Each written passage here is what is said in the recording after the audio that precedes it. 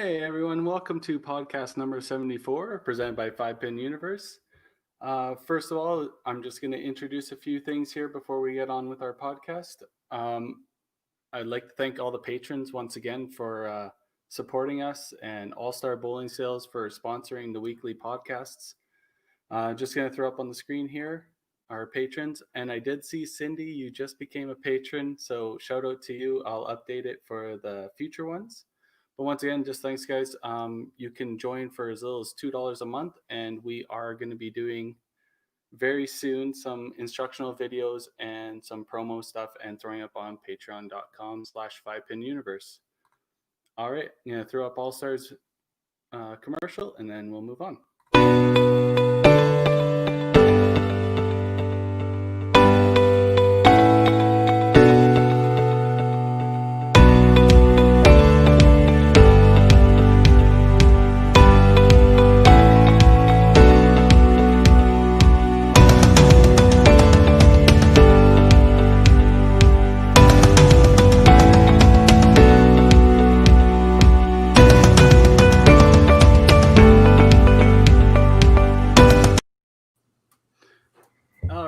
We have our regular panelists, the Wiseman twins, Tim and Dexter. Thanks, guys, for being with us for 74 episodes. Pretty crazy what we've been putting Thanks through. for everyone putting up with us. Yeah, no doubt, eh? So as people know, Adam has stepped back and is no longer a panelist on our podcast, but we'd like to thank him for his many episodes of information he's provided us. And we have a new podcast panelist joining us, and he's going to be hosting this week's episode and put us through the ringer as guests. And nobody guessed him, but really I didn't give too many hints that you could have guessed him anyways. But we can't thank him enough for joining us, and he has lots of great ideas, and looking forward to it.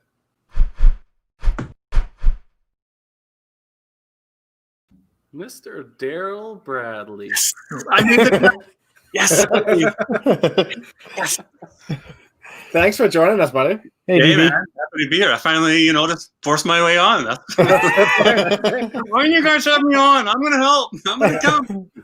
You're a great addition. Almost as good as the addition of what was that new kind of raunchy music you had at the start of this? I know, man. It's like, wow, what kind of set are we on? First audio I could find that was free and I could utilize in our countdown. So if you didn't like it, I'll just update it later. I thoroughly enjoyed it. And that's the problem, though. You might have been easy there, Jeffrey Tubin. Yeah. All right. Well, we're going to let Daryl run away with this, and we're going to become the guests for this week. Daryl, take it away. Well, hey boys, let's do it. Hey, no, thanks for having me. I'm looking forward to getting involved with you fellas, and you've done a great job so far. And you know me, I like to ask lots of questions and get involved, and got my hands in a few different pots. So you know what, we're gonna jump in and help the boys out. But first, you got to see the old shirt here the DB's wearing, eh? Everybody remember this one? The old Edmonton shirt, yeah. 1997, rookie year, running around Sherwood Park as my, the Edmonton 5-pin, the old Edmonton on the back. So yeah, we might pull out a few shirts throughout this to test them out. So I miss those shirts. Is it full button up too? Oh yeah, the full button. Yeah. We got a couple of alcohol stains on them. I think I used to wear them to my bartending days.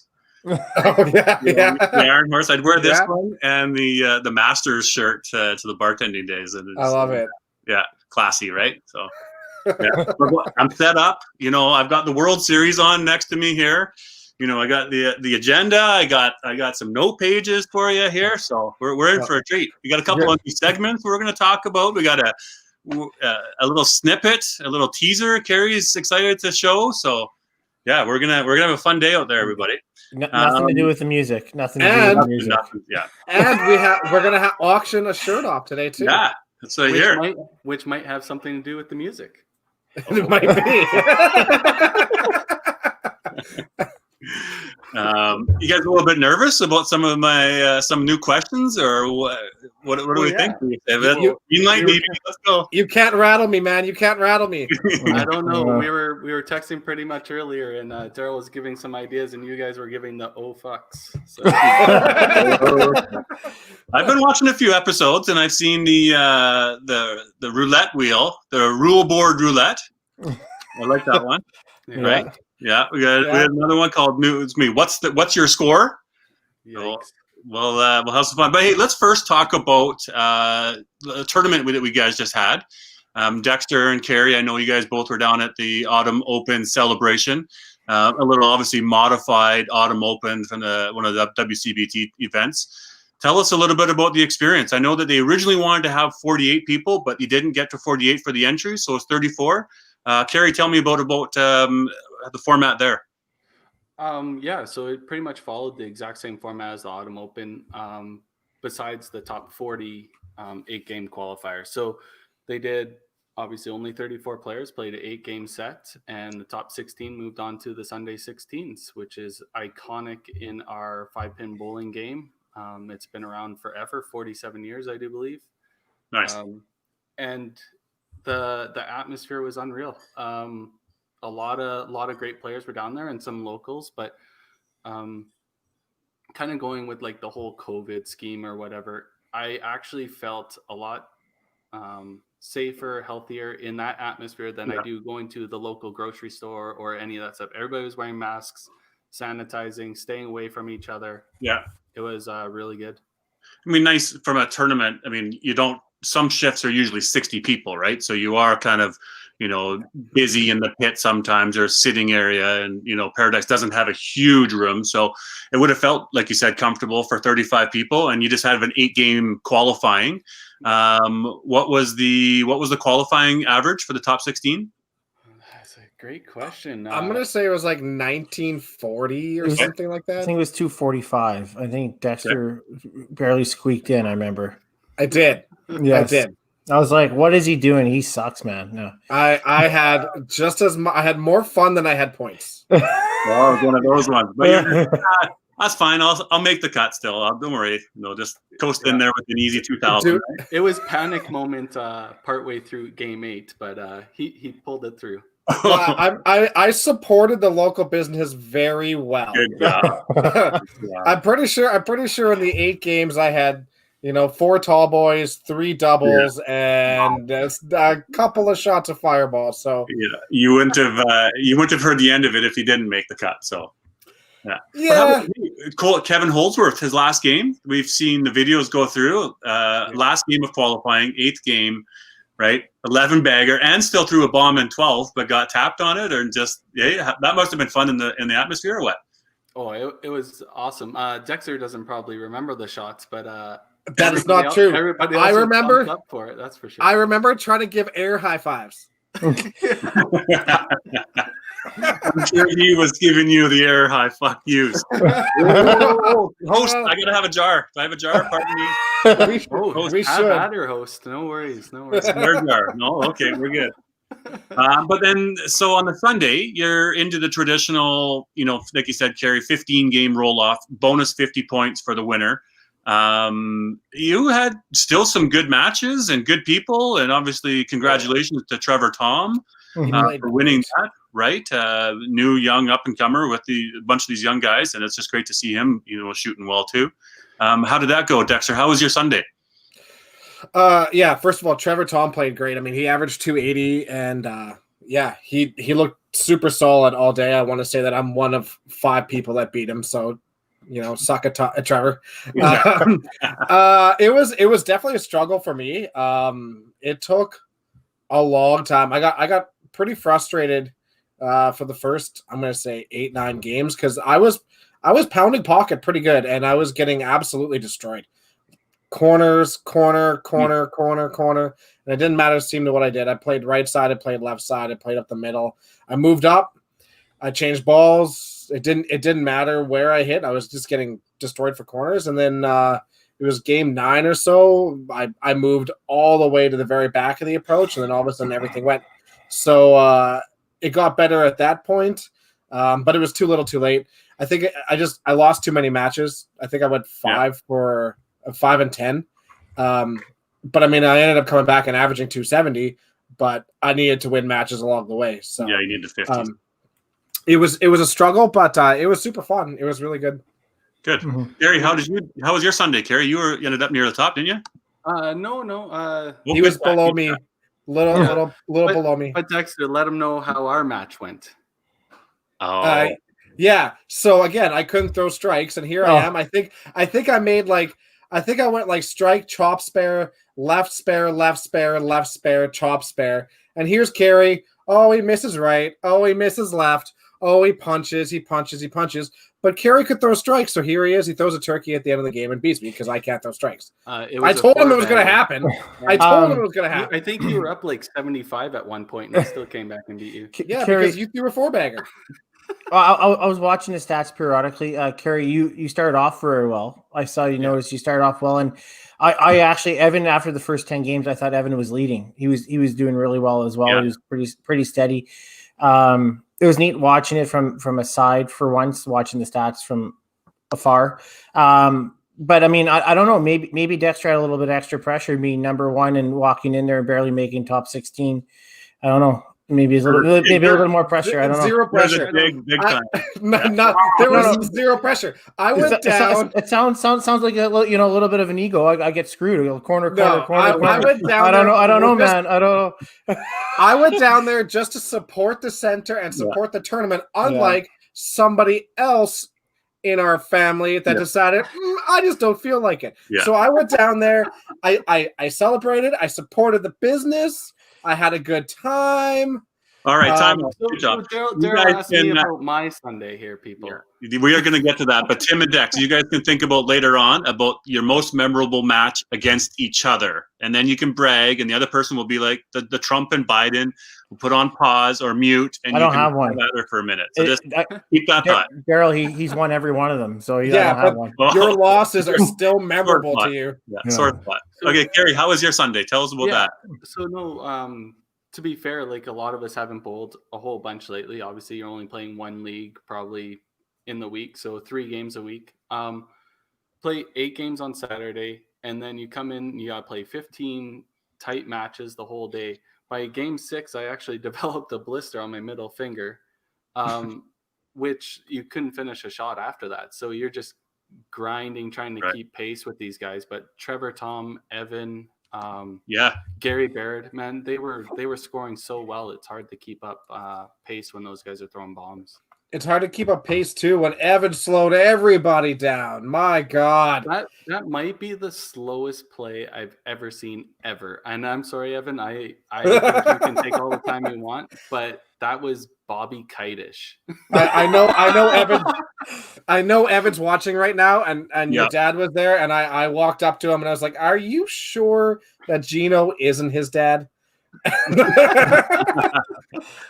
Yeah.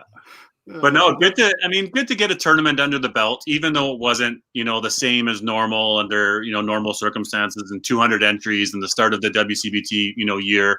It's nice to get a tournament in. So well done to all the guys that are at the top, like you said, Trevor, obviously for winning, and, some of the younger guys for going down and playing and having a good outing. Let's shift gears. Obviously, Tim and Dexter and the tour guys what's happening with the TPC? Obviously, we've had an announcement, but no go there.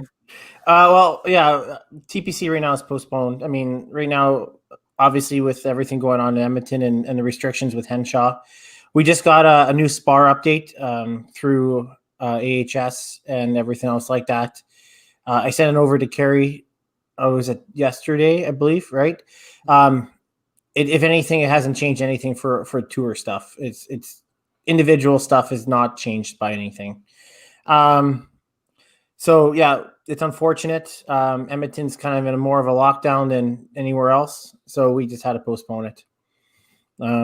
We wanted to host it. We had our idea. Kerry and Dexter had I thought a fantastic idea on how to host it. And it wasn't viable to them right now. So, it's pretty disappointing, to be honest with you. I mean, It is what it is, I guess. Who would have thought, 6 months ago that we'd be this far and then still not being able to run the tournaments or have our friends come in from across the country. So it's a totally unfortunate, right?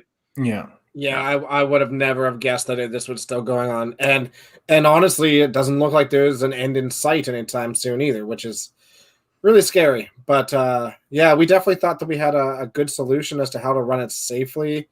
But yeah, with everything going on in Edmonton right now, and they're not wanting, to create a new cohort for a single weekend, it makes it tough.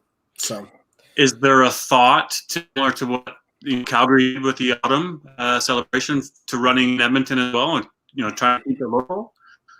Well, we thought about it, but then the Edmonton situation came up. Henshaw's really cracked down on us, to be honest with you, right now at the moment, with non-cohorts. And be honest with you, I think Dexter's away that weekend now. So he chose to play in BC, I think, that weekend instead. So he's taking his talents elsewhere, I guess. But but we did think about it honestly before Dexter decided to head out. But it just, with everything going on, individual cohorts, it's not a positive yes. So it is not a yes yet. But it's crazy right now with the new SPAR document. We're allowed to have teams. We're allowed to have teams, but we're not allowed to have individual stuff. So yeah. But when we can safely run tournaments and we're allowed to, we absolutely will. Yeah. I'm certain if everybody wanted to wear a mask while they're bowling up on the lanes and everything, I think we can run it that way, but I don't think anybody is willing to do that. So you know what, Tim? I think you'd be really surprised. Yeah. I think that's a question that AHS needs and SPAR needs to answer for us, right? So yeah, well, let's get some feedback there from people in the chats. Would you play in a tournament, maybe not for a full $200 entry, but if there was a tournament, would you wear a mask for a 5 or an 8 game qualifying and on the Sunday? If you weren't in a cohort for singles, yeah, if you had to do it. So yeah, that'd be good comments there from people in the gallery. I'm sure, Carrie, you saw a couple of comments there. First off, yes, Curtis Kaplan, you need a haircut. Saw that one. But he's got tons of money to do it too. Yeah, stop cheaping out. You got lots. Come see my barber if you want, bud. We'll go do it. Right. And then the other one was talking about the ladies. We should be mentioning there was a few ladies that did make the cut in Calgary, and played. Shauna, Bev. Right. So good on them to make the cut and play on a Sunday. So that's nice to see. Yeah, sure. So there you go. You got a couple of people saying yes, they would play right with the mask. So it'd be interesting to see how many, if that was a rule, guys, if you wanted to play in a modified tournament, for a little bit of cash and a little bit of competition. So, but no pressure. Hey, we're just all dying for some tournaments. Absolutely. Exactly. Brian, I don't think it'll hurt you bowling. That's for sure. Right. How about Winnipeg? I know they were looking at a tournament here, right? December. Anybody talk to them about running that, or are they still in the same sort of rules there? So Manitoba is actually in kind of an influx of their COVID situation as well. We haven't had any open discussions in regards from the WCBT with the Manitoba tournament. But at this point, just from what I've seen and kind of following what's going on over there, I don't see that tournament coming to fruition with outside travelers. But they may be doing a smaller tournament like the Autumn Open Celebration or something to that point. I do not know. Right. That discussion hasn't been open. I think everybody's kind of scared to discuss anything that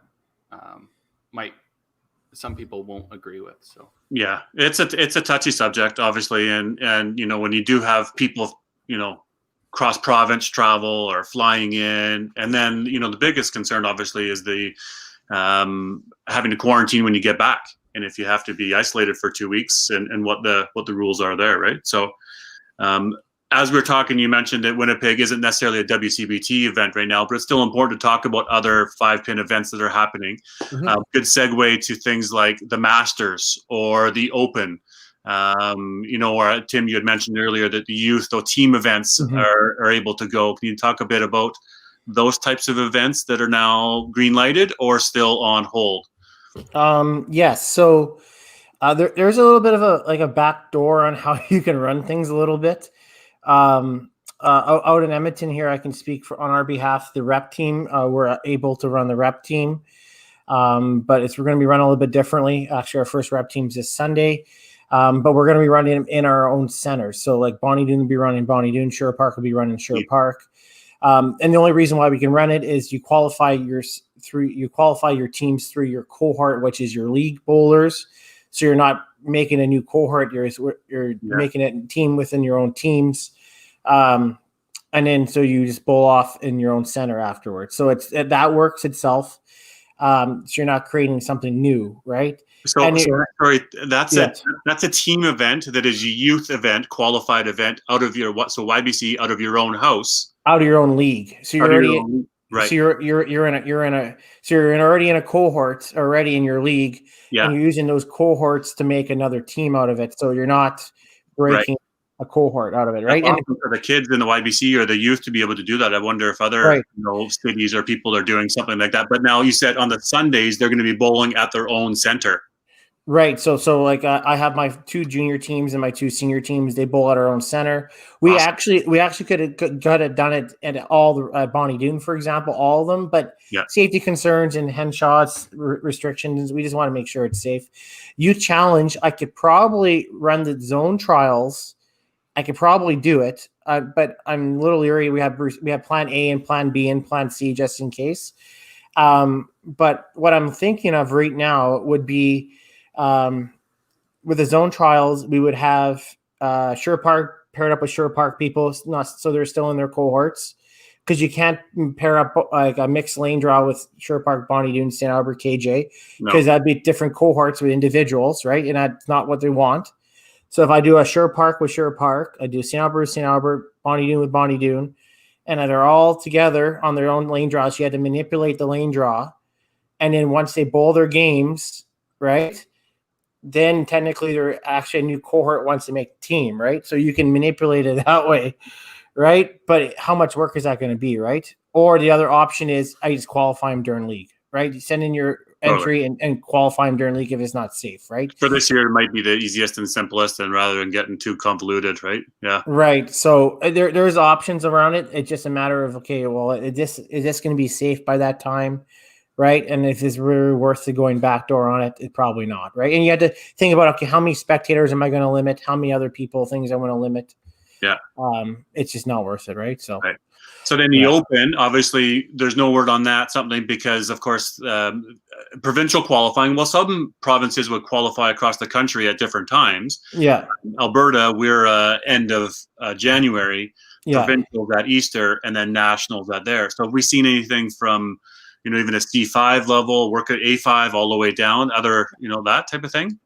Well, I know for a fact, like Alberta is not a problem when it comes to the Open itself for provincials. It's just a matter of how we're going to qualify them, the teams, because right now it's not approved through AHS. I can't just center by center or cohort by cohort like we do with YBC or youth bowlers. So we got to figure out a way, if it's not approved by January, how are we going to figure a way to qualify the Open bowlers? Right.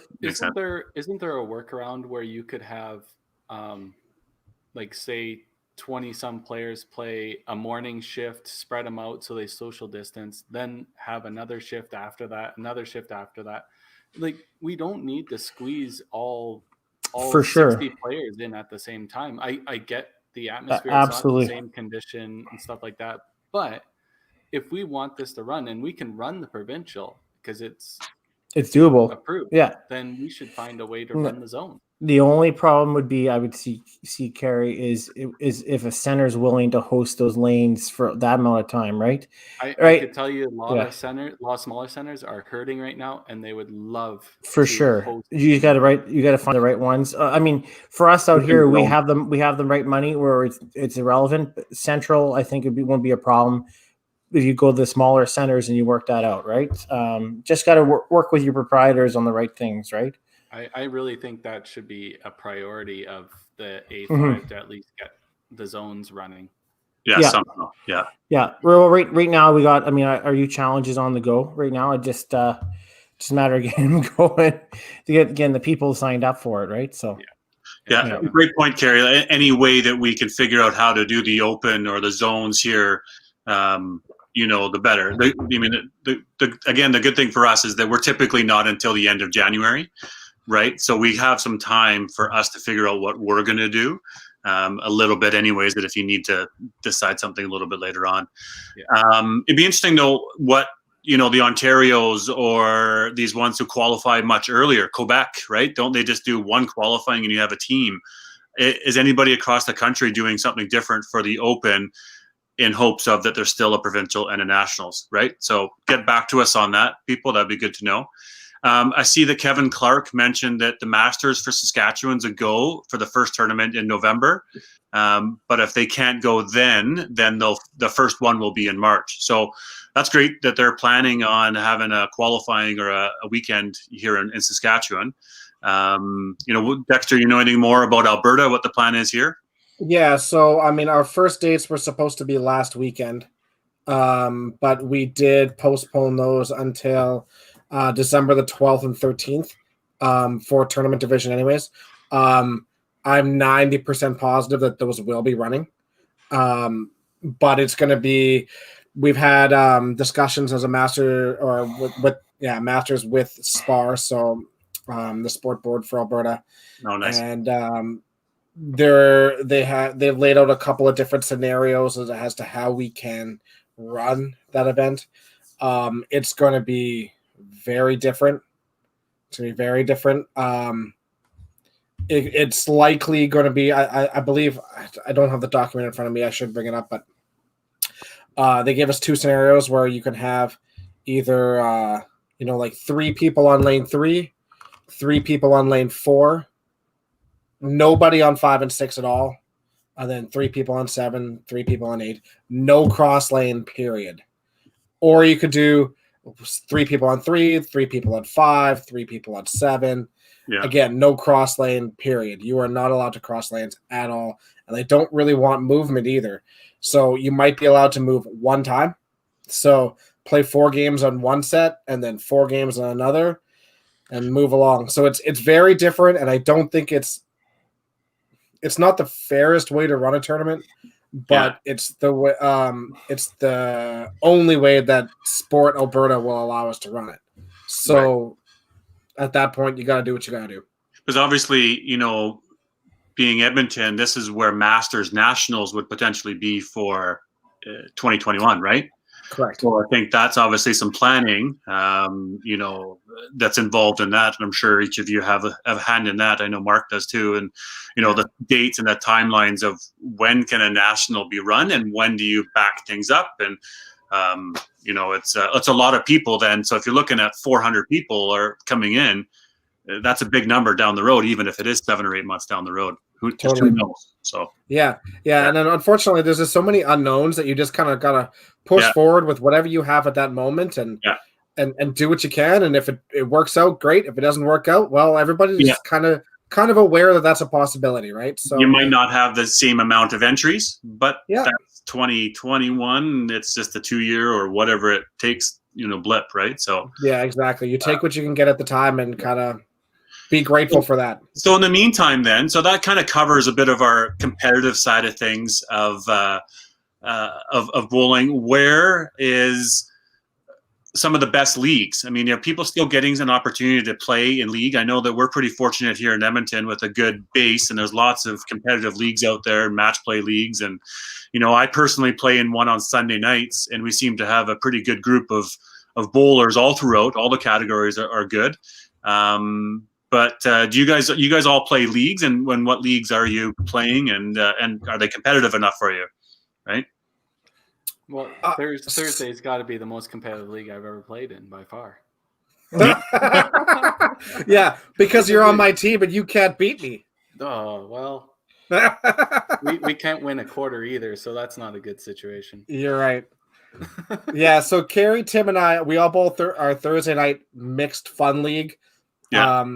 It is a fun league, but it's competitive. I mean, we were looking at it on Tuesday there, Darla. How many did I say? There's like 15 people over 250 in our Thursday fun league. And then there's a bunch of people underneath 250 that shouldn't be, like Tim Wiseman averaging 243. Wow. Yeah. You're like 2-2 now in digs. 2-2. Dig. those sandbags are gonna drag you to the bottom of the river there, buddy. Yeah. That's all right. We know what, we're in for the long haul of our team. Yeah. And then Tim and I both Sunday nights with you. And yeah, it's a good competitive league. There's definitely no gimmies now in the A division, that's for sure. Yeah. It's great. It's, I mean, I like. I've only played league my last 2 years, playing in the match play. I haven't played league in 8 or 9 years, and it's great. I love, these young guys are coming up. Both Bradley and Tyler and Trevor and all these guys are in there, and it's all Michael Marciano, Jenna Lamoureux. Like, I mean, we've got a quad Tim Dex, like Evan, right? And I'm the old guy. Me and a couple, Scott Rice, Chris, they're still averaging 255, 260. So it's cool, right? Be able to play in a league competitive.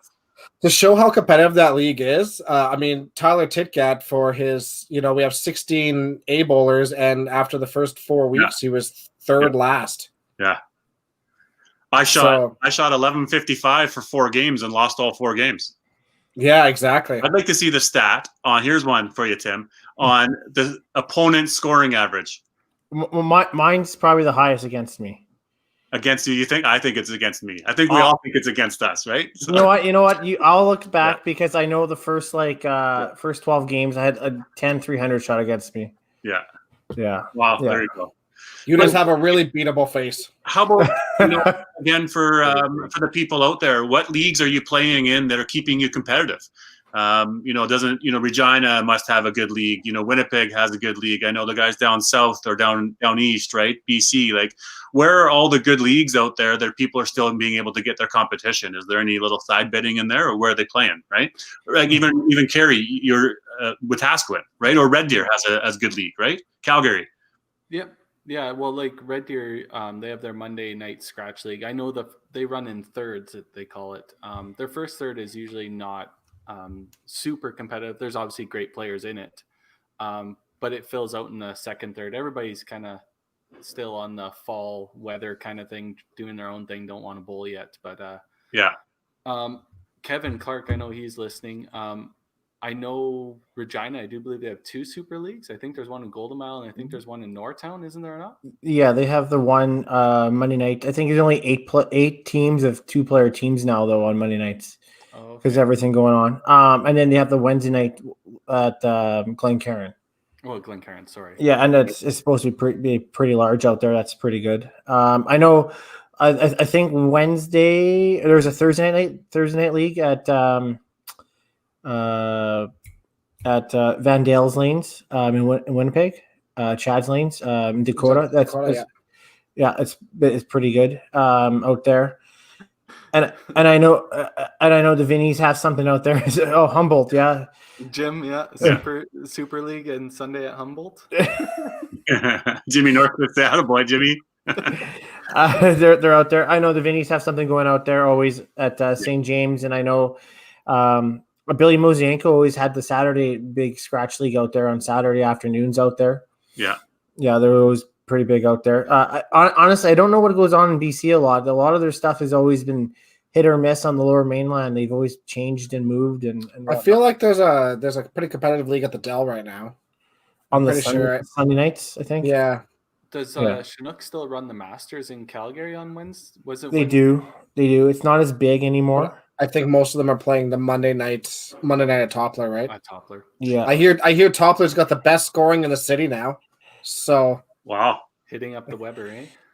Yeah, Well, but they're playing If- nine teams of 4 now, and Mar- they do buys now. Yeah. Yeah, Mark Miller went in there, for their COVID tournament and shot 980. And to put that in perspective, he averaged 250 at Paradise last year. So Toppler doing something right. Love that comment there from Kevin, right? Like there's a great league, like he said, a Golden Mile side bets. You can walk out with $1.50. That's solid. Yeah, right? that's awesome. And it's only $1.50. It's not like it's, it's still nice to win it. You're probably not, putting that in yourself, but it's great. Obviously we have the quad pot Sunday nights and things you maybe not walking out with that, but that's cool. One comment up higher I saw, guys, was from Jim Head about Ontario. Obviously unfortunate that they've slipped back into a modified stage 2. So Easter is now up in the air, no zone this year. Unfortunate, obviously hope things get better. And then there's something that can happen from a tournament standpoint, but thanks for chiming in there, Jimmy. Good to let us know. Tim, we had talked about this before, and we were pretty for re-qualifying. But if qualifying isn't an option at all this year, and down the road provincials are, but qualifying hasn't been an option, is that something we consider? A reinstatement or whatever? That's something, honestly. So would Masters let me go play Nationals again? No, we're running. We're actually running. So I'm just saying. Throw me on the spot. I'm gonna throw you on the spot. That's fair. That's fair. We're running our qualifying. Okay. If you're not running a qualifying, is that something you would consider? I think that I think we're gonna talk with the board. Yeah, no, I agreed. I'm just saying, just throwing a question out. That's all. Yeah, I got to talk. Let's try to do everything we can to run something, so we're not putting. What are we doing? 100%. Yeah. I think it's super hard to go down and say we're not doing something, and then we're going to go this way and be like, oh, by the way, we're going to come back and do it again. Right? Yeah, so I agree, but I'm just saying, if it's not an option, is it? Yeah. Is that an option rather than just canceling everything? I think it could be, but I think there's a lot of other parameters you have to look at too. I mean, how many if people are not playing this year, how many alternates? How's that going to work? Yeah. And all the other changes too, right? So, I mean, I would love to play with Daryl. I mean, don't get me wrong, but I mean, how's that gonna work too? I mean, Daryl, Carey really wants requalifying. But I mean, Baker lives out of Central now. Would she play out of Edmonton? I mean, like that's another situation, right? You had to look at. There's all these different situations that I mean, Heidinger. I mean, it just there's going to be a lot of situations you can't even think about, right? So. Let's qualify. One last little moment on the leagues. How cool would it be if we can maybe do some cross-country competition, league versus league? Just spitballing and brainstorming here, Kevin Clark, like on a Sunday night, Sherwood Park match play, let's take our 5 guys, top 4, like 5-guy quads, and we'll play a side bet against their top 5 quads, right? And it's I don't know, how do you play a league against a league? Can you? It's just a little side bets. I don't know. I'm in for anything with money. That's what I'm in for. Daryl, we kind of discussed this. I think it was even last podcast. Was it would have to be handicapped or pins over, or because I don't think so. You got to go straight. Golden Mile and Sherwood probably play pretty similar, but if you got like a heritage team playing at Sherwood Bowl scratch, good luck. Yeah, well, that's the choice, though. I mean, I guess, between the two people then is making a bet, right? Maybe it's just, me, you, and Dex and Tim against 3 of them. And it's just us 3 against you 3 this week, your week. I don't know, right? I would challenge Golden Mile on that. Right? Yeah, I think Bring it on, Clark. Let's go. Yeah. Let him do the thinking on how's this going to work. He's got a bull with his right hand, though. Yeah. But then you get into it, like, hey, that's a match play. But then what about the Thursday night fun league? Maybe there's another fun league out, a fun league, like Jen said earlier, fun league, right? Yeah. Well, I know for sure, like the Wednesday night ones at Glencairn are always looking like Mamter and those guys. They throw around their money. I have no problem with taking their money from them. All right. Well, that's something a little conduit to gambling, right? Yeah. Universe would love to stream that stuff. So one last little thing on teams is Kerry in Alberta, or two of you had thrown out about a pro team circuit or a event. What Any feedback on that? Where are we at? Is that something that's going to go? Yeah, for sure. So there has been some feedback. There's been teams kind of across Alberta that have kind of spoke some interest into it, especially now with the new SPAR regulations and stuff like that. I think it's a definite possibility, and we really want to push for it. I just don't think it's going to be as big as my original thought behind it was. My original thought was to have like 21 matches and stuff like that, like a big session across so many weekends. But logistically, I don't believe that would be really possible. But there's a lot of weekends that are open now because you can't run tournaments, you can't run any of this stuff. So a team event would be a good replacement for competition. It's definitely closer than it was, let's say, last week. I'll give you that much. Cool. I think that's what people want to hear, is because again, it's the competition side of things, and we all hear about how great it is to play in a team. You know, the Open, and how do you determine, and that format. It's got people excited, right? Mm-hmm. But like you said, finding the time, especially if everything else is going to try to go, and the Masters, and where do you find the time, right? Yeah, especially if Autumn Open and TPC, because they're postponing, they want to get their weekends in if everything starts to open up. Yeah. And that, those are big weekends, and those are big money sinks too, right? So to run a team event in the middle of all that might be extremely tough. But Right. Well, it's something to look at some calendar dates, I guess, at some point, to see if it's something that can work. And okay, these are the dates we're thinking, and are you in? And then the team captains, or however the format comes. So I think people will be excited to see what comes of that.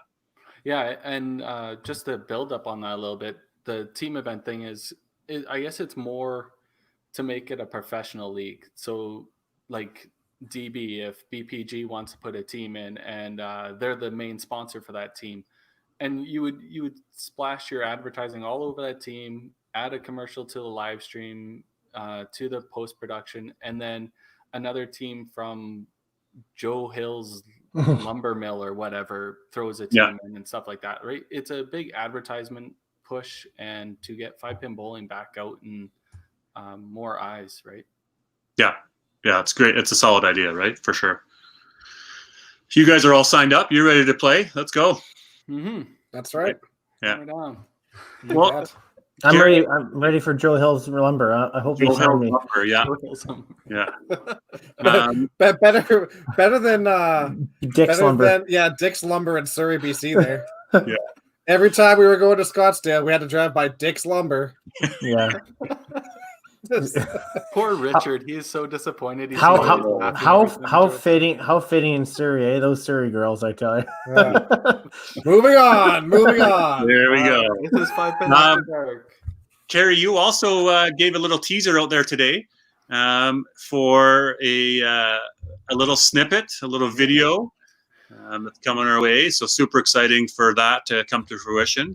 Yeah, for sure. So I guess I'll share it now. So this is for the large main audience. A lot of people didn't know this happened, but the WCBT board has granted us the right to promo their video for the 2020 WCBT Tour Championship. It was ran very safely. It was ran in secret because we didn't want a lot of people knowing about it. And we also wanted very little spectators so that we could run it safely. Exactly. We couldn't have any audience or anything like that. Every participant was allowed one spectator with them.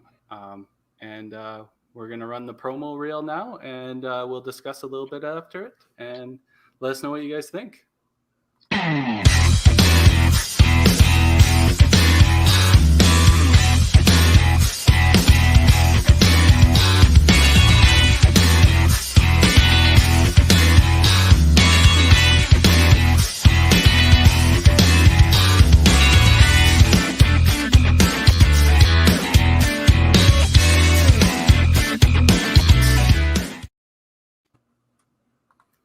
There you go. Little intro video. Honestly, I didn't know if that was Dexter and Mick Jagger walking that way, man. I don't know. I'm so disappointed I didn't wear my headband for that. You almost got it on there. You were going to. I was, but then I was like, you know what? We did interviews. That'll be good enough. So, yeah. Yeah. So I guess we can discuss it. There was a large part of our production this year was to do interviews and all that great stuff, and DB was um, nice enough to donate his time and do all the interviews, and they were absolutely awesome. He did a phenomenal job. Unfortunately, we ran into some audio issues and a lot of that normal problems that comes with doing video editing when you're not a professional video company. But so we couldn't use them in the actual matches or anything like that. But we may be releasing them hopefully in the short while if we can get some audio reconstruction done on them and make them at least watchable or listenable. But the matches will be coming out hopefully soon. We have a couple done already and they look awesome, and we can't thank everybody enough during this COVID time. Obviously we had to make some changes, and yeah, I think it's going to be awesome. I unfortunately wasn't able to play this year in that tournament because I wasn't very good enough, but the competition was unreal, and I'm really excited for people to see it and all that good stuff. It was a solid day. You know, it was exciting to be part of it. Obviously, you know, Mark and Lynn and myself doing the commentary. You know, pre-planning it and talking about it. How can we spice things up? And again, you know me, I like to ask lots of questions, and we set up a nice, safe little media booth and did pre-game and post-game matches and all that stuff. And you know, we all suited it up and done our stuff. And I thought the unique thing afterwards was, what was this fella's name? The taller fellow. Sorry, that played. Jesse? No, from Brian? Saskatoon. Jesse. Brian. Yeah. Jesse Church. Brian. Jesse No, Brian. Brian. Askin. Brian Askin. Sorry, Brian. My bad. But anyways, Brian, we were chatting, and then he's like, "Well, I want the commentator to come sit with me," kind of thing. He asked good questions. I'm like, "Do you not realize that I'm also a bowler?" Like, you know, I was like, "Really? I thought that they hired you today to do this kind of thing." I'm like, "Oh man, I really need to start bowling again. Like, this is not good." So, it was Yeah, like, Jared, you did an absolutely awesome job of the great. interviews. It was Very they were super good, and yeah, I can't wait to put them out.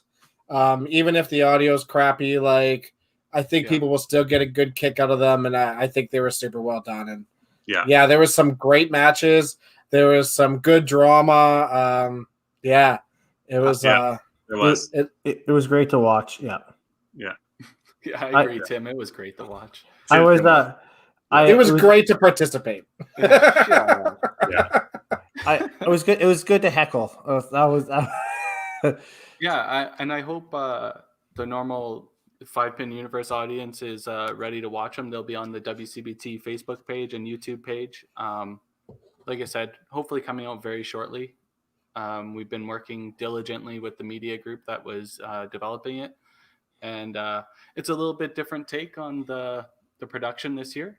Obviously with the COVID situation and all that good stuff. So, You guys ready for a game? Right? No. Let's do it. Time to quiz these boys and see if anybody in the comments, well, they might be able to give you the answer. But we're going to play a new segment.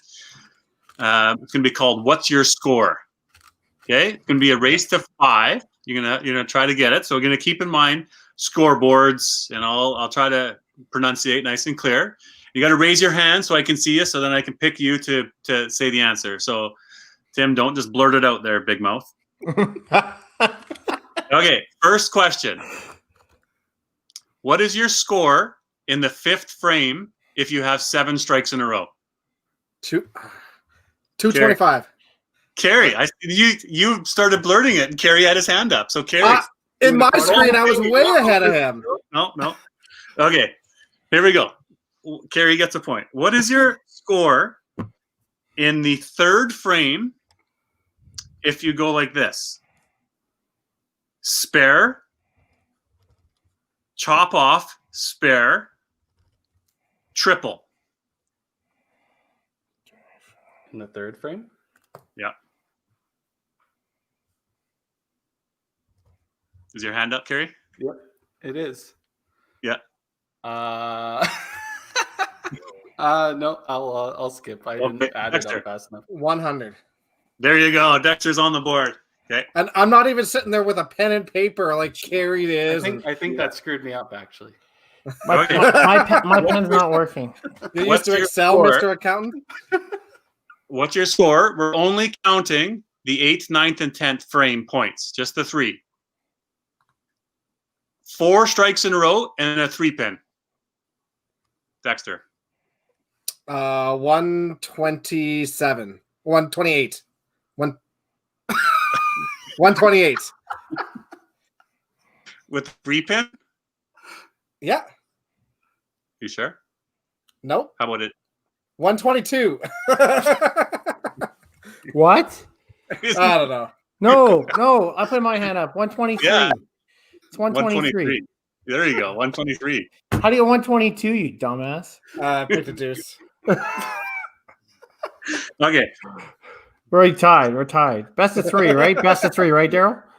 Yeah, you got to get to 3. Okay, We've so modified 5 the game.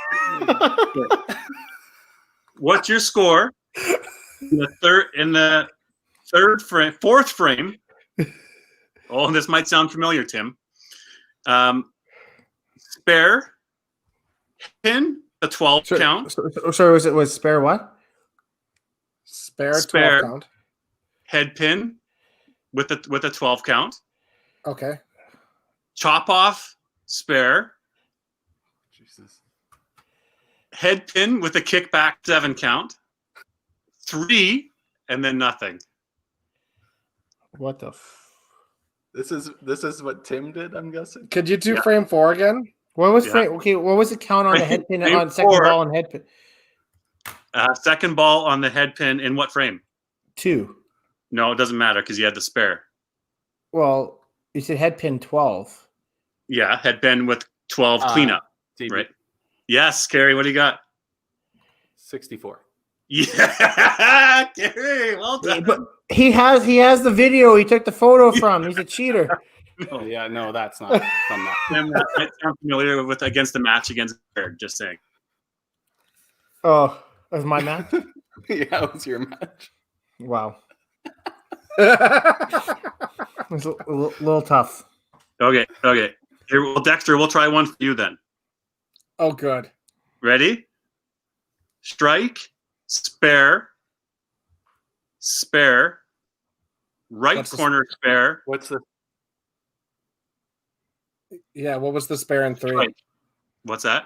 What was the spare in 3? It doesn't matter because it's on a strike. So it's a No, right you said corner it was spare. you said strike spare. I said Strike, spare, spare. strike, spare. So what's the spare in the third frame? Why does it matter? In the third. Because the count in 2 is going to be different. You said No, strike spare. Or is it spare Still- strike? No, sorry, reverse that. Dyslexia. Spare, strike, spare. Okay. Spare, Spare- strike, spare. And then right corner spare with a strike. What's your count in 4? What's your score in 4? What is it? 118. Yeah, well done. Dang it. Dexter. Is that 3 points?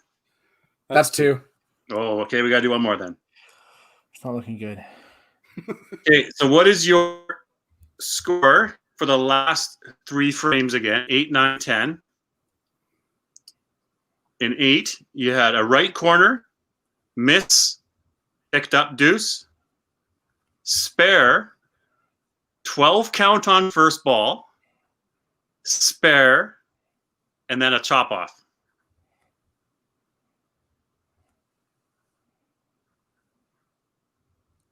Dexter has Dexter's it. going for it.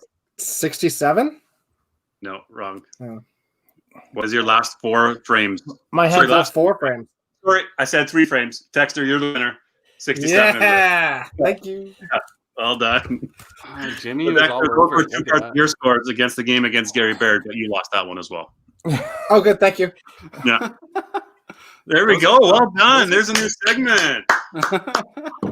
We're bad at scoring. Yeah. At least I don't have to use pen and paper.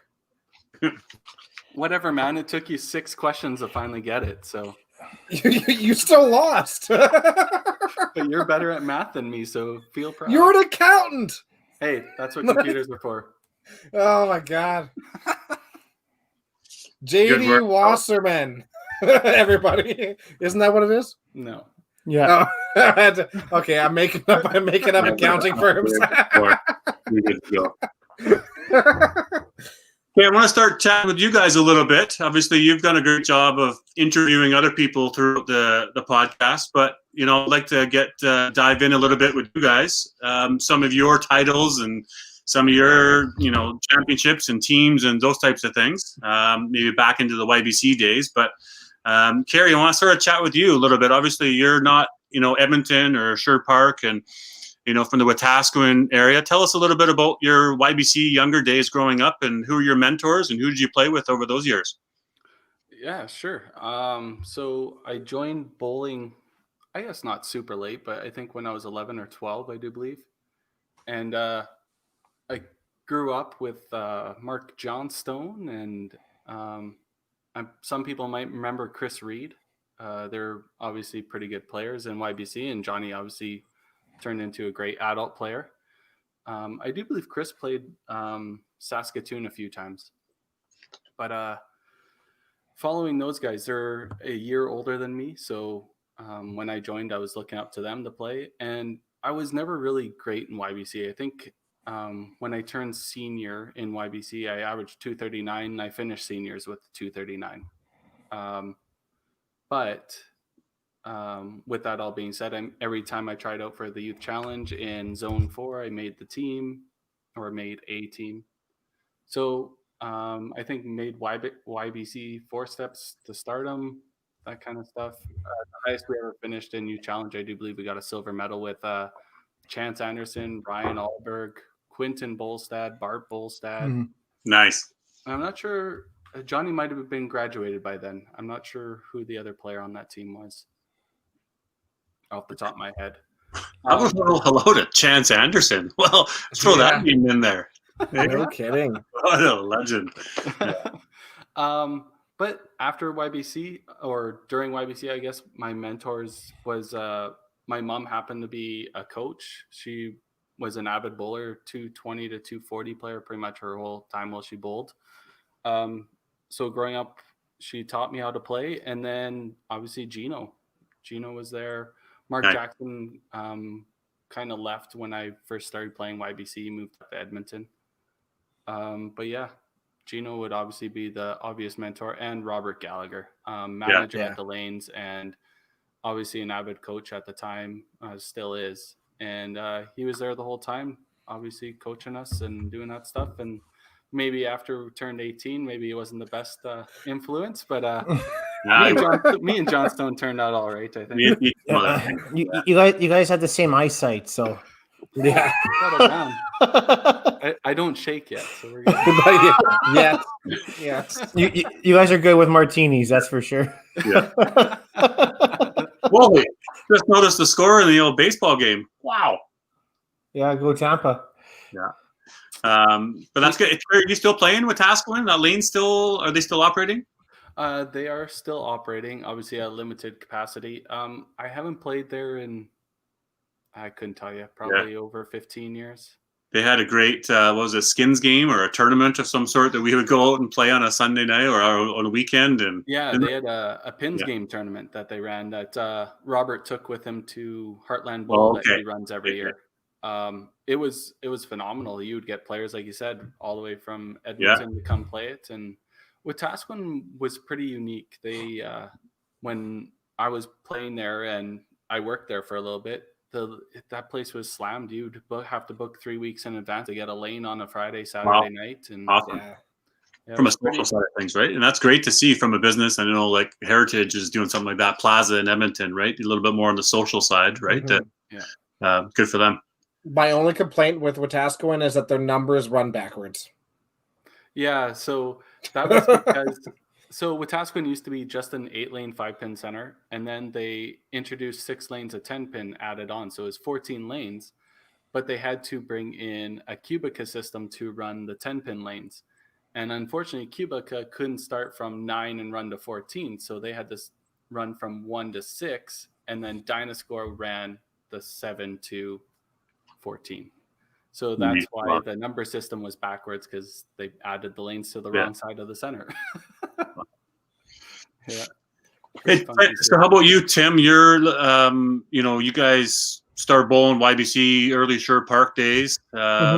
Tell us a little bit about your early days in YBC and where'd you get your start, and some of those coaches and mentors, and even some of those teammates, because you guys had quite the YBC group of team that would go on 3 or 4 times, right? For sure. Yeah. Honestly, I guess people don't know, but Mom's been in the bowling business for a lot longer than we have. She used to work at old B&B and old Roslyn back in the day. And we were actually big into indoor soccer. Like, we were many pounds lighter and faster than we ever were. And but back in the day, we didn't have a lot of money, and we were playing indoor soccer back at the old gymnasiums, and they were actually charging people to go watch their kids in gymnasiums. And Mom's like, I can't afford this. So Mom decided to put us into bowling, and that's how we got into bowling. So, because she always used to bowl back in the day, and Dad did too, and everybody else, like many other people did.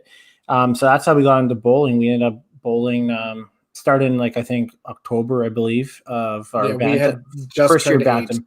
Yeah. So first year bantams, and then we ended up bowling. And that's how we kind of started. And by the third year, we were averaging about 175 and making nationals. It was just crazy that way. But we're fortunate. We grew up in the right place at the right time. I've always said that. It was never anything. We were fortunate. We grew up at the right place, right time. We had Daryl's. I mean, we know in Daryl since we were that small. Like, we always had the story Daryl threw us in garbage cans growing up, and did all that, and we still have scars from Only that. one of us crawled out of there, though. One's still living in there. A lot of mental scars. Yeah, and when we grew up older, his friends threw us in garbage cans as teachers in high school, and that's right. Yeah, so I guess I carried it through, right? I mean, but I mean, we were fortunate. We had the Jim Bradshaws, and Jim's unfortunately passed away, and even Ernie McClellan was around that time. We had, Tom Stevenson was our coach, and Tom's a legend.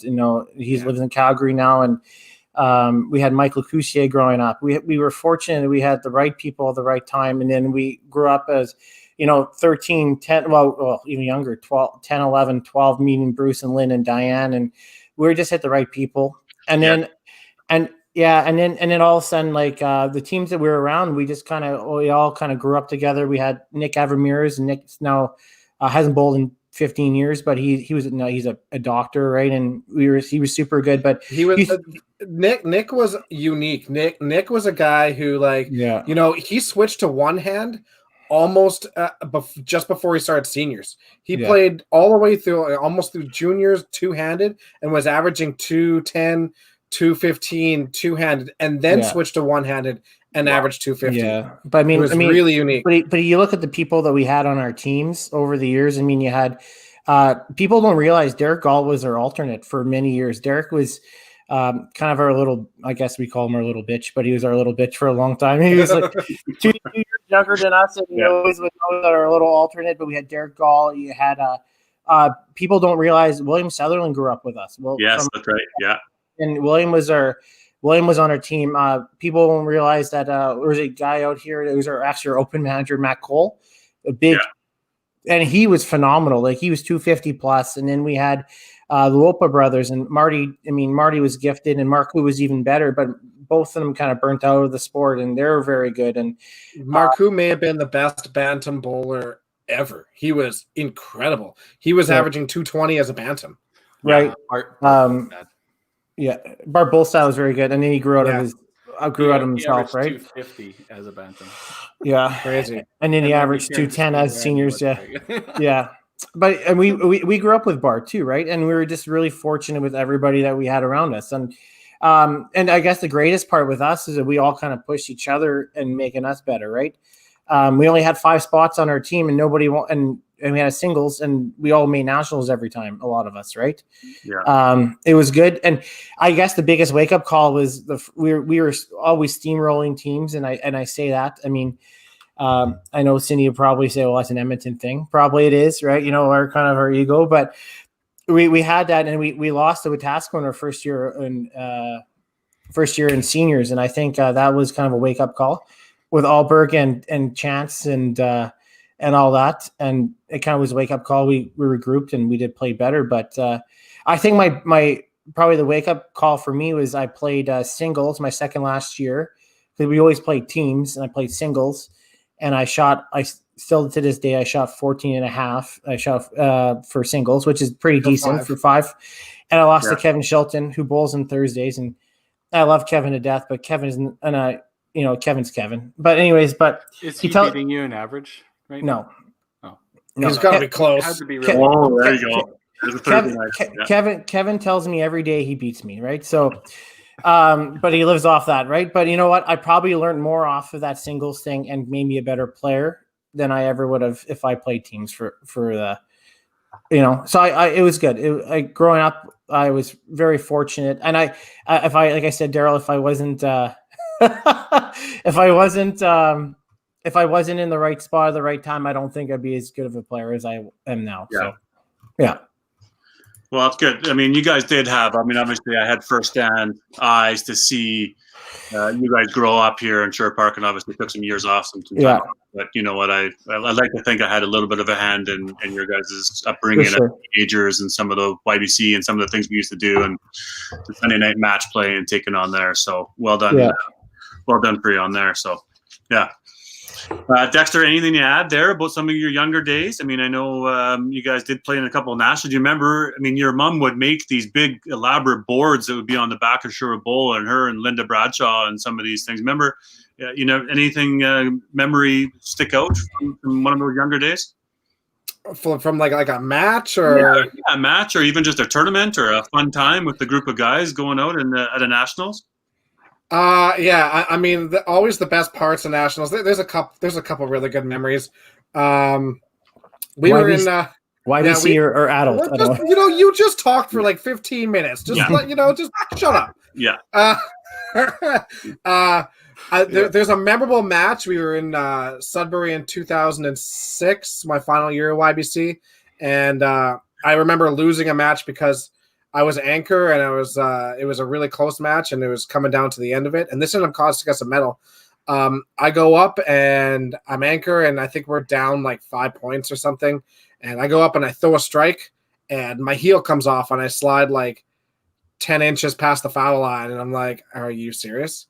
So I come back, and I put the heel back on, and I take a couple practice slides and go. And then I throw another ball, and boom, heel comes off, another strike, foul again.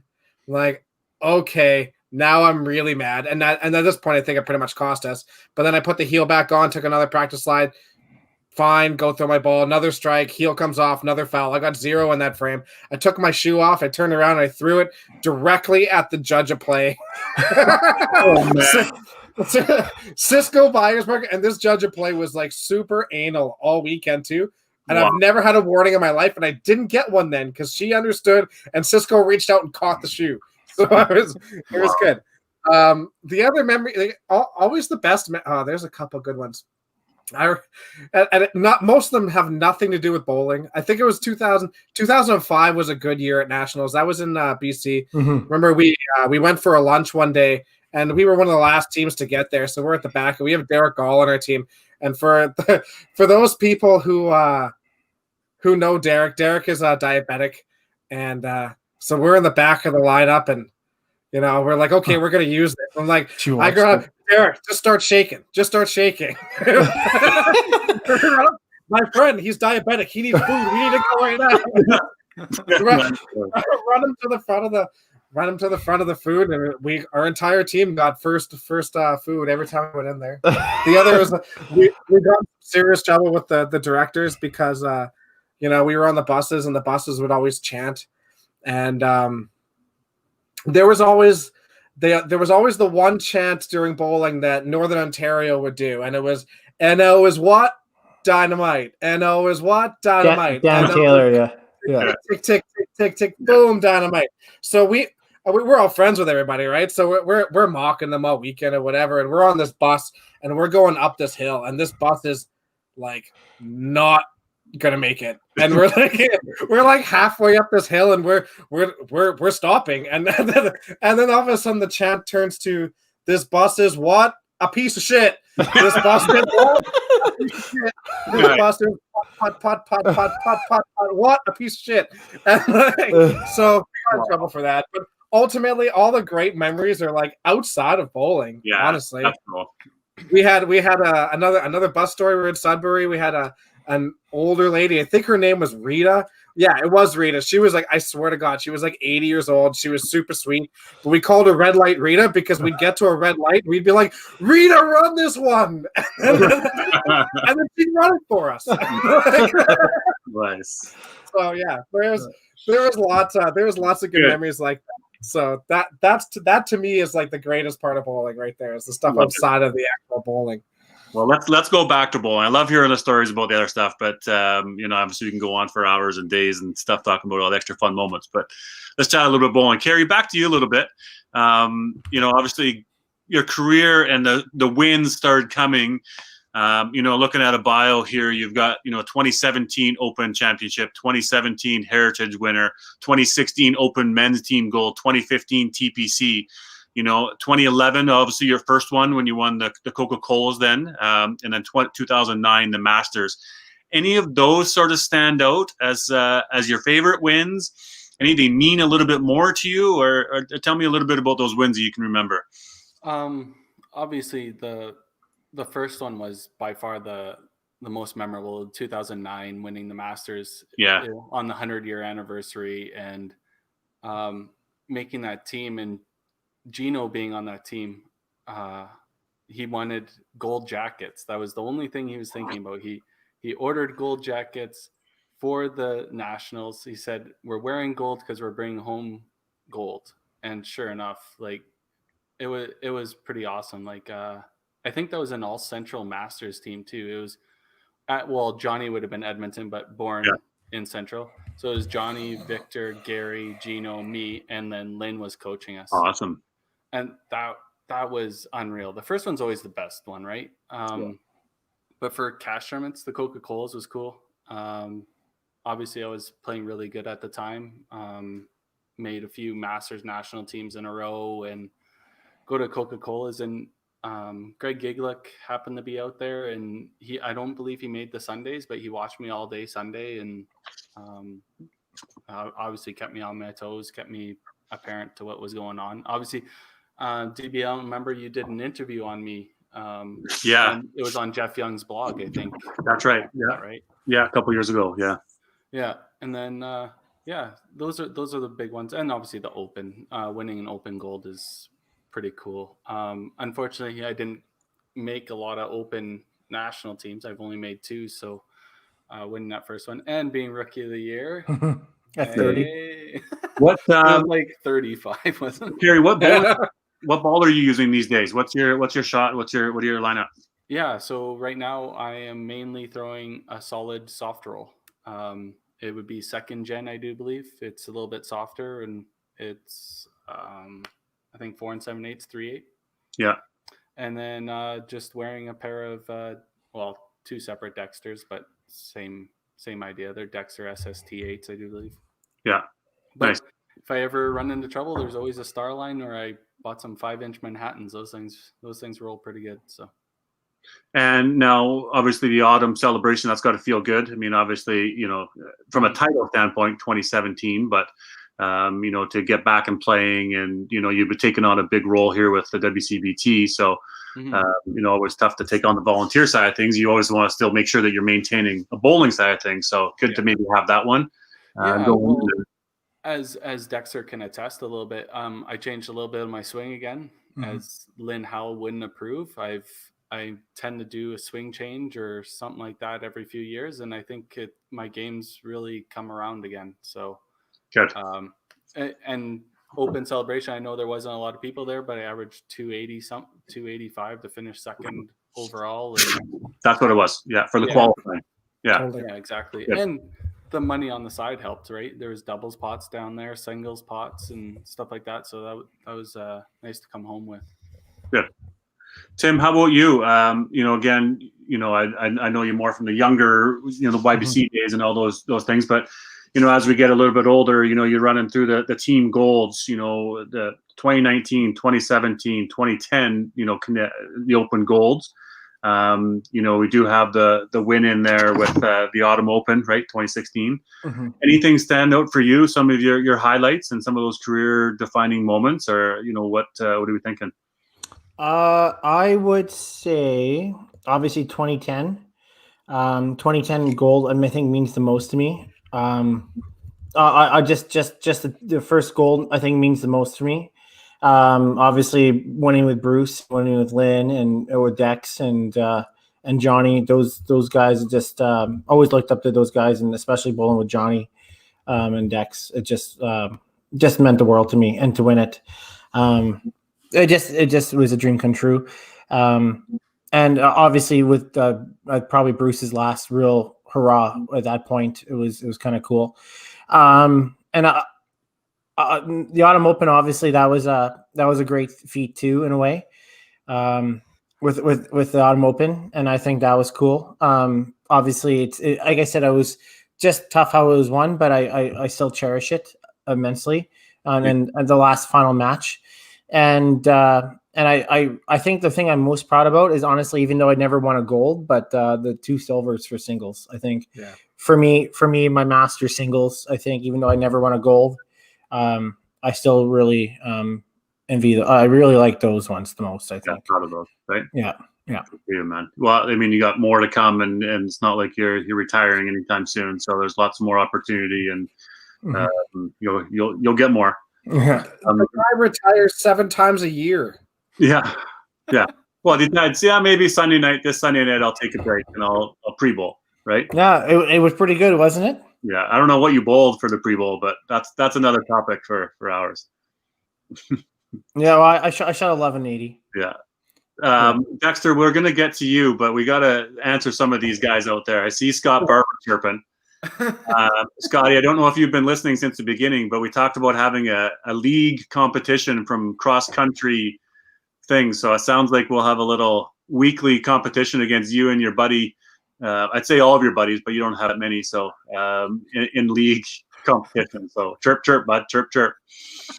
And yes, Jen, I saw you mentioned there about first wins with Johnny. There is a trend there. Good call. I won my first Open 2003. 2003 with Johnny. So sounds like Mark just needs to bowl in every single tournament that there is out there, right? So it's there's so he can get more people their first wins. I'm sure he'd like that. It works out that way when we were kind of working into our prime while he was leaving it. Ooh, no, on the dig. Yeah. Dexter, how about you? I mean, you've in all fairness, Carrie and Tim were early 2010s and middle. You're sort of the last few years coming on really strong, and some of these wins of the Open. I mean, obviously the teams are a little bit earlier, but Masters in 2017, Autumn Open 2018, 2020 WC Player of the Year, runner up, all these things. So whoa, Daryl! I won TPC in 2010. Well, that's so many years before Tim won Autumn Open. Like 1 year, and then you had. It looks like you had a little bit of from your bio, and it's 5-pin universe, man. This is my research. I'm doing research on you. Daryl, he got skinny between those years. Yes. There was, PH Dexter. Those were his skinny years. Yeah. You remember, like, what's your favorite moments? Some of your big wins here. You remember? Yeah, it's gonna mimic a lot of what those two said. 2010, the 2010 Open was huge for me. It was awesome. It was such a unique experience. We were all pretty young still at the time. Like, it was a super young team. We had some veterans on them, and we had Bruce.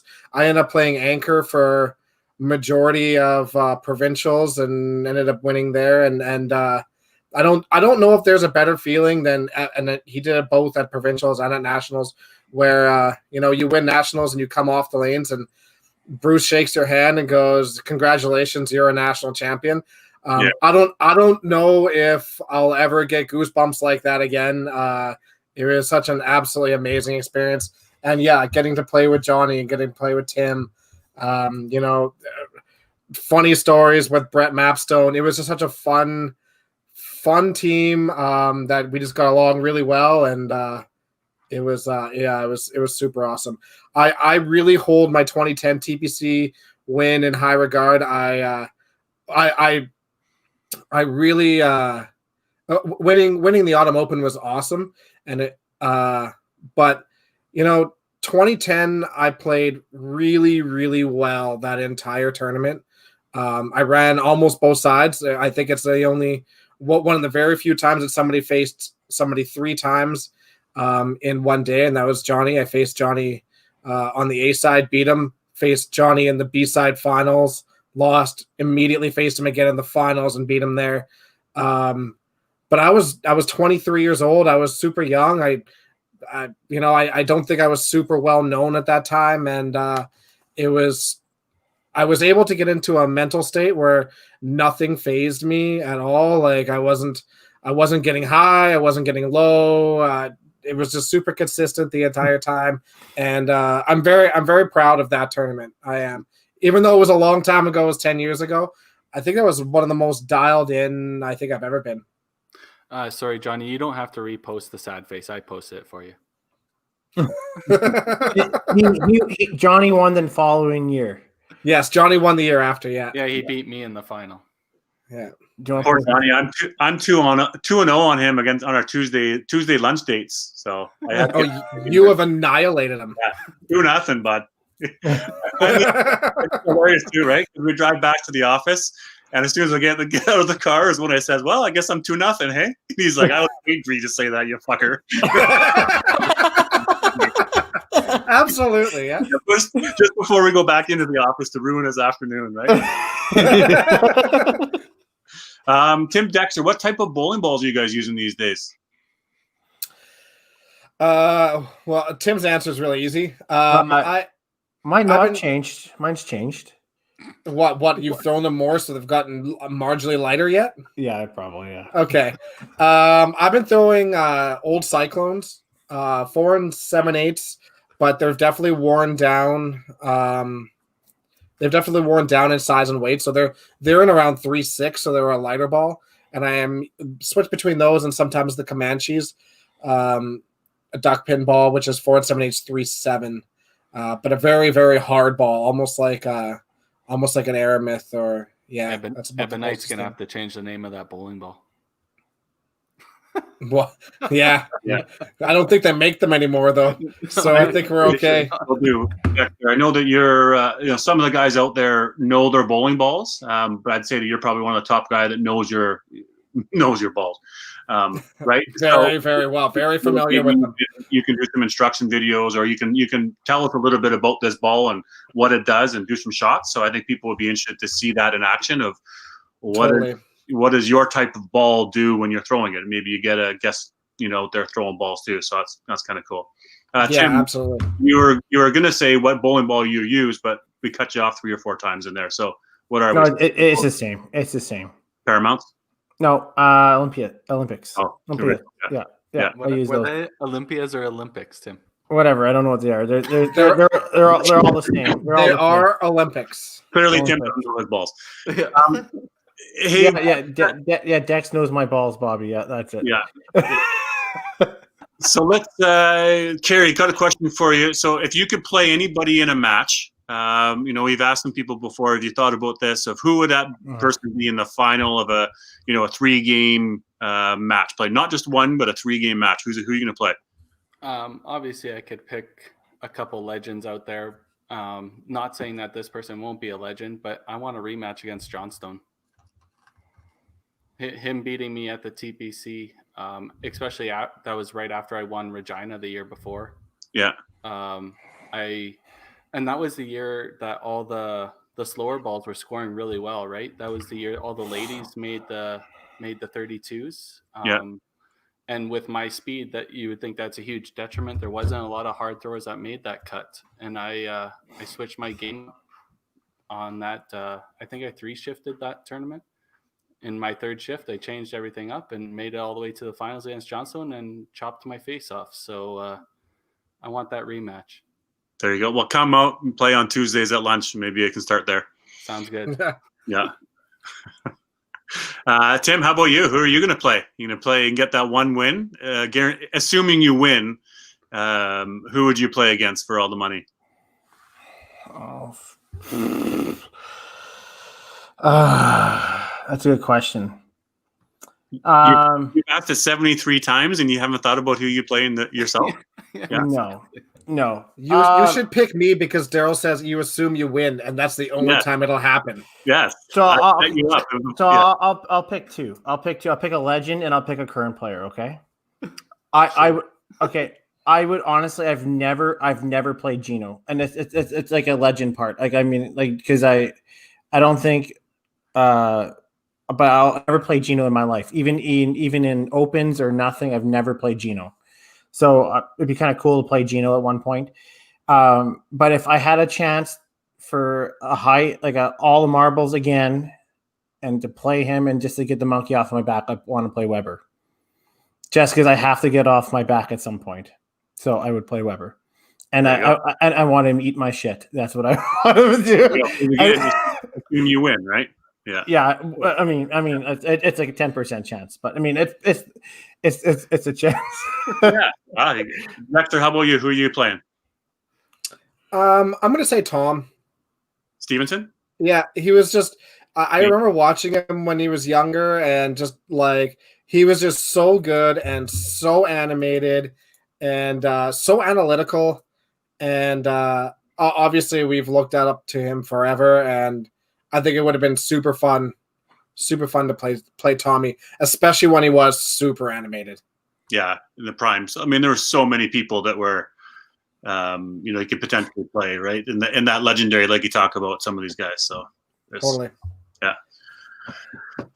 Sounds like Scott Barber wants to play me in a final or something because he's just chirping away. So how about you, Scott? There you go, pal. Okay. In a final. No, not everybody on here won a TPC because you know the answer to that. Yeah. Jesus. So we got a couple of perfect games to hand out here, fellas, and I got one more question for you after we hand out these guys. Yeah, for sure. So over the last couple of weeks, I know we didn't do a podcast last week, but Mr. Shane Chafe threw a perfect game. I do believe that's his first one, correct? It was his first one. Yep. Yeah. And then Taylor McCaw threw in here last Thursday. Was it Thursday? Yes, Thursday. Yeah, it was. Yeah. The Golden Mile. At the Golden Mile. And I do believe that's his first one as well. So some hot players out there, even though not playing that often. Yeah. Not here in Sher Park or not from Bonnie Doon, eh? Whatever happened to all that Bonnie Doon big scores? No one's playing there anymore. That's all. Yeah. Anyways, final question there for you guys is, a little bit of what's next. Where are we? What do you want to do from now? Podcast related, bowling related. Where are we at? What's our state of the union here, middle of October, and moving forward? What's next for you guys? Carrie, give her. Yeah, obviously trying to push that team event thing, get that going, and I know I'm going to speak on behalf of 5 Pin Universe. We got a challenge next week coming up. We'll post that tomorrow, and people can tune in for that. It's on Tuesday at 7, I believe. And yeah, just 5 Pin Universe pushing more media. We're going to try and do a lot more stuff. I have some ideas and all that good stuff. Obviously, introducing you, Daryl, to the panel is huge for us because I can't carry the load on this panel all the time. Look at the guys I'm dealing with. So we're heavy. On the couch, eh? When you're a talk show host, they're the two guys on the side of the couch. Yeah. all jokes. I'm definitely Whoopi. We'll give them nicknames from now on. But tournament wise, Carrie, obviously you want to still win some tournaments and still make the cuts and singles titles and all these things, right?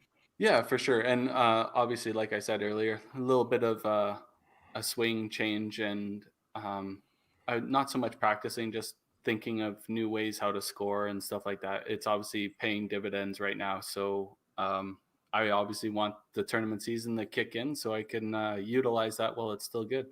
Yeah, nice. Tim, how about you? What's where are we at? Sherwood Lanes, obviously tournaments, yourself, stuff. What's happening? Well, when it comes to Sherwood Lanes, Dex and I are just trying to keep us afloat and come up with something new and we're going to try to run events as best we can. I mean, cohort teams or something like that at the moment.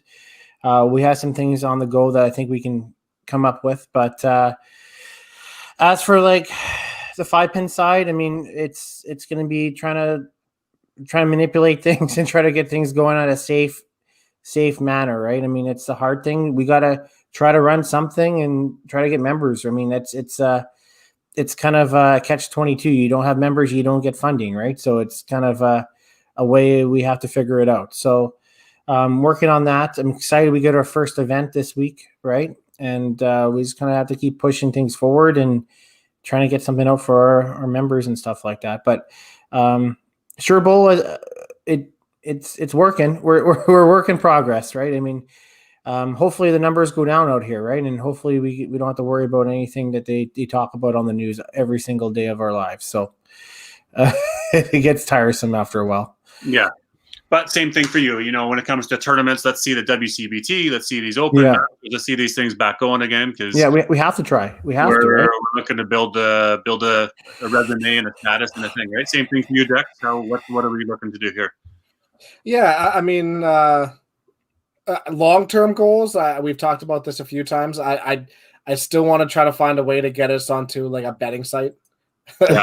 we've talked about this a few times, but I feel like a few of us needs to, work together and build a committee and figure out how we can make that happen, because I think that will go hand in hand with 5-Pin Universe and WCBT and all that stuff with the stats and the live streams and the media. And I think that is something that could really push our game in the next, into the next gear and maybe move our game outside of Canada. Even at this point, people will bet on anything. So, it might be the exposure we need.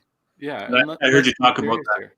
Yeah. It might save the sport too, right? It very well could.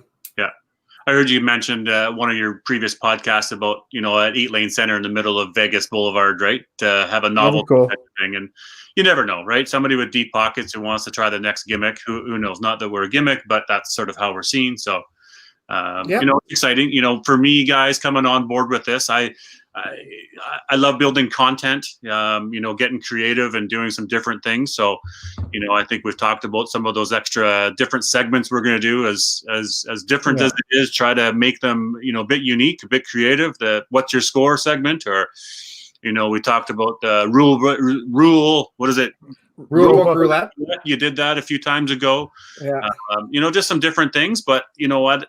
It'd be great to see what do other people want to see from you guys, right? If it's bringing in some of the past speakers who they did a great job, let's bring them back in as a panelist. Let's, do a live stream just of this Tuesday bowlings, or even of a Thursday night league. We talk about this, or just building content. So, I'm up for anything. I think you guys have done a great job. There's tons of people across the country that do a great job in promoting the 5-pin bowling in their own centers and their own sport. Let's just keep doing it. I'm happy to be sort of in a way back, and looking to help out as much as I can and building some stuff and sharing to my networks and, getting in little jab fights with my buddy Scotty Barber. Right. So yeah, I feel like Scotty is giving you mental toughness training right now. I feel like that's what it is. It's just nonstop. Now I know he's just going to be, it's like a little dog shocker. Actually, I have one that I'm wearing right now. And every time he gives me a jab, it's diving in, right? I think he wins tonight on me, though. Johnny got a few. Tim got hit a few, right? Dexter, deflected a couple. But it's fun. This is cool, guys. So I'm super excited you're on board, Daryl. It's rejuvenating. Yeah, me too. So thank you. What do people want to see, right? And let's keep building. I love my kids love the dude perfect, right? And the overtime and the stereotypes and these types of things. And they worked at it before it went viral. So who knows, right? Yeah. That's maybe we're the next dude perfect in a bowling scenario, or the bar. 5-pin will be stereotypes. Do we need to work on a TikTok? I mean, I don't know how to do a TikTok. Yeah. Barstool Sports, right? You can look at these different podcasts and different things out there. I don't know how each and everyone works, but I'm up for anything, give them some try, right? So it's all about building content. Totally. Yeah. For sure. Yeah. So before we move on to too much other stuff, I know a lot of people are interested in game worn attire and stuff like this. And Dexter Wiseman has an amazing shirt that he wants to raffle off if anybody's willing to pay for it. He wore it at the Autumn Open celebration for the qualifying shift. He did make the cut. It's he may have sweated in it a bit. But do we want to show it, or do we want to see if we get any bids on it? Yeah, no, you could show it. You could show it. Go ahead. Are you sure? Are you sure? All right. Well, you could be buying this, guys. You could share my screen too. I will, and we'll share the screen. Game worn. Game worn. Game worn. Wow. If people don't know, he ripped his shirt in frame 3 or 4 of Game 8 under frustration, and he tried to rip it sideways, or vertically, but it just ripped horizontally. I wore a crop top, ladies and gentlemen, and according to the rule book, there is no rule against a crop top. But there is now. But every time I went to go give double high fives, you know what? I showed off my nipples. You know what? That picture, Carrie, I actually thought it was one of those gimmick shirts. It was like screen printed, the belly on the It's not. No. That's not. That my belly is the model for that. Oh.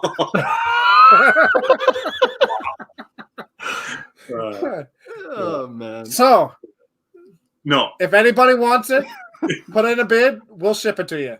You know what? Just send it to Barber so you can put it on podcast next week. Yeah, there you go. It'll be too tight for him. Yeah. Oh man. Yeah. You know what though? All credit to Scotty Barber. Not all credit. Let's be honest here. But I've in my coaching days, I've talked to some people about a philosophy or something that Scotty taught me back in the day. Gave me a life lesson was if you're boxing, only take jabs. Just keep taking jabs all day long. Don't take body blows and uppercuts, right? So when you're playing in a match, just think about it this, and you sometimes do it when I'm teaching kids or, adults. You're going in a jab, you can take this, no problem. Dexter, I think I did this to you, didn't I? Yeah. Randomly slapped me in the face twice. I was like, what the hell? The moment you take a body blow, you're bent over like this. Or the moment that you take an uppercut, oh, why, right? That's the moment that your opponent has you. So there's mental toughness for you. Is just take jabs all day long. We can take jabs. You can go a 15-round fight with jabs, right? But a body blow and uppercuts, if you let those hit, you're done, right? So yeah. There's the mental toughness. I still remember that, Scotty. Perfect. We're good. All right. Well, DB, thank you very much for hosting this segment. It was awesome. It was awesome. And thank you for joining the panel. We'll obviously carry the load with you over the next so many podcasts before you leave us too. But we'll try and keep this going good. So I just want to thank All Star Bowling Sales again for sponsoring this episode, and all our patrons for making this possible, keeping these subscriptions alive and making content. And next week is the challenge on Tuesday night. So I don't believe we'll have a podcast next week, but the following week we will try and do one, or maybe we'll spring something up. Who knows? This thing is on a whim, however we feel. And if there's content to be had, we'll try and produce it for you guys. Thanks, guys, for coming on. Yeah, thanks, everybody. Thank you, Daryl. Thanks, Daryl. Really appreciate it, buddy. Great job. Yeah. And Daryl, if you want to stick on afterwards, so we can have a small discussion, and then we'll see you guys next week. I'm fired.